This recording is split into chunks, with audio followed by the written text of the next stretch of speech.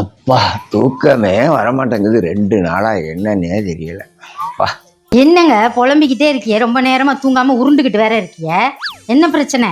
நீ புதுசா தலாணி 2 குட்டா பாரு, அதை வச்சு படுத்ததுலேருந்து தூக்கமே வரல. 2 நாளா தூக்கமே வரமாட்டேங்குது. கெட்ட கனவா வருது, பேயா வருது. புது தலைகாணிக்கும் தூக்கம் வராதுக்கு என்னையா சம்பந்தம்?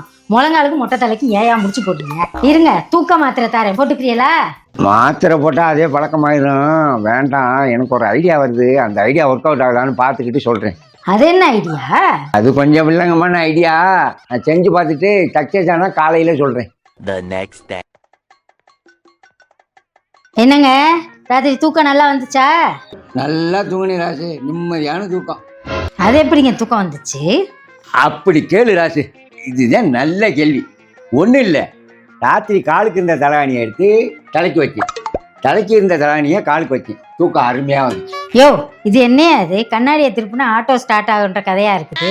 அது எப்படியா தலைகாணியை மாத்தினா தூக்கம் வரும்? அதுவா, இங்கே பாரு, உன் போட்ட தலைகாணியை வச்சு தலைக்கு வச்சு தூங்கினா தூக்கம் எப்படி வரும்? பேய் கனவு தான் வரும். அதுக்கு தான் நான் ஒரு ஐடியா பண்ணி, இங்கே பாரு, என் தங்கத்தை தலைக்கு வச்சு தூங்கின உடனே நிம்மதியாக தூங்கினேன்.